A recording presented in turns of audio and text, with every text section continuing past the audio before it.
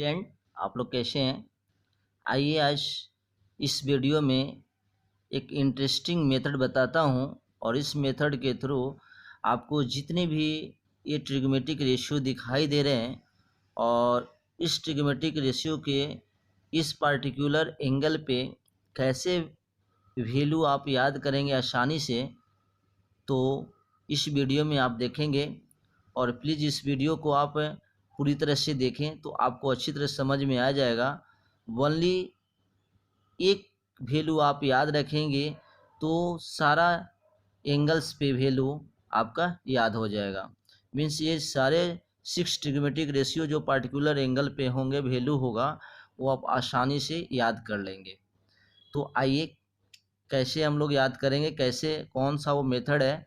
तो देखिए, सबसे पहले ये मेरा एक पार्टिकुलर एंगल ये है।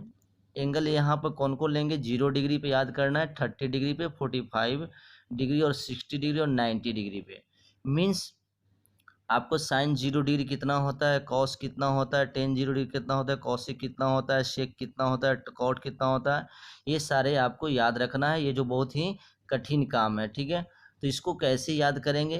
तो इसको याद करने का तरीका ये है, आपको इसमें से सपोज डेट हमको ओनली एक याद करना है, एक याद रखना है, बाकी आपको ऑटोमेटिक है ना, एटॉमिक ही आसानी से याद हो जाएगा। तो हमें सपोज डेट मुझे साइन साइन साइन का वैल्यू सभी एंगल्स पे मालूम है। तो आपको पता है, पता याद रखना होगा कि साइन 0 डिग्री का वैल्यू 0 होता है, ठीक है। और साइन 30 डिग्री का वैल्यू कितना होता है? 1/2, ओके। और साइन 45 का वैल्यू होता है 1/√2, ठीक है। और साइन 60 का वैल्यू कितना होता है? √3/2, ठीक है। और साइन 90 डिग्री वैल्यू 1। चलिए, वह ओनली आपको साइन, सपोज डेट आपको साइन का वैल्यू ओनली याद है सभी पर्टिकुलर एंगल पे, तो कुछ नहीं करना है। अब इसी वैल्यू को हम लोग कैसे कॉस में याद करेंगे, कॉस के लिए कैसे याद करेंगे? तो कुछ नहीं है, आपका साइन का उल्टा, मीन्स आपको ए 0 1 और 1/√2, √3/2 और 1 दिया हुआ है। तो इस केस में कॉस में जस्ट इसका हम लोग क्या कर देंगे? उल्टा कर देंगे। मीन्स कॉस 0 डिग्री का कोई वैल्यू बोलेगा तो क्या हो जाएगा? 1 हो गया। देखिए, जो 0 डिग्री का इसमें है और इसमें ये 90 डिग्री का वैल्यू है, साइन में 90 डिग्री तो कॉस में 0 डिग्री। फिर ये 30 डिग्री में होगा तो 30 में क्या होगा? ये आपका √3/2 हो जाएगा। आप उल्टा लिखते चल जाइए, √3/2।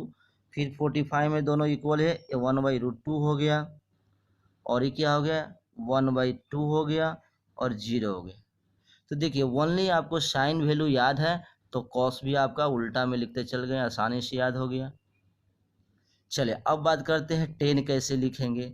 तो टेन को लिखने के लिए एक फार्मूला आपको ध्यान में रखना होगा। टेन जो होता है, टेन इजकल टू कोई भी एंगल पे, जैसे टेन ए लिख रहे हैं तो टेन ए जो होता है किसका? साइन ए और किसका? Cos A. साइन ए और कॉस ए का ये उल्टा होता है, सॉरी रेसिप्रोकल होता है।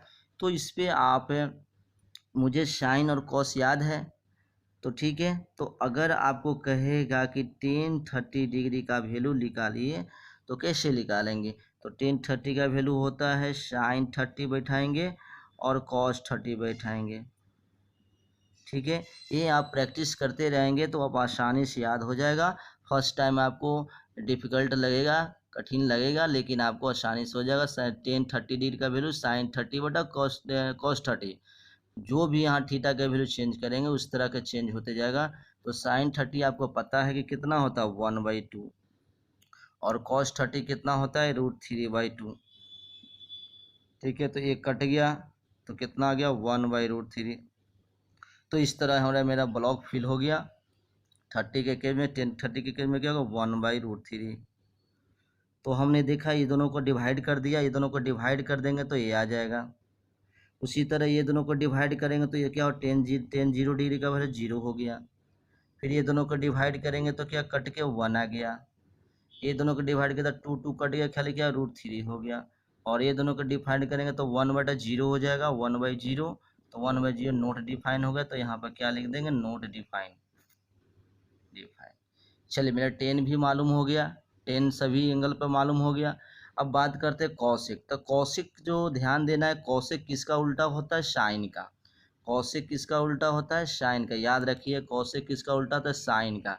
तो साइन का जितना भी वैल्यू है सबको उल्टा करते चल जाएंगे। तो जीरो का उल्टा कितना होता है, 1/0।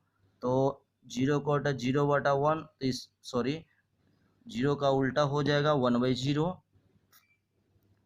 तो 1/0, तो ऐसा जब नंबर आता है तो इसको बोलते हैं नोट डिफाइंड, नोट डिफाइंड। ठीक है ये।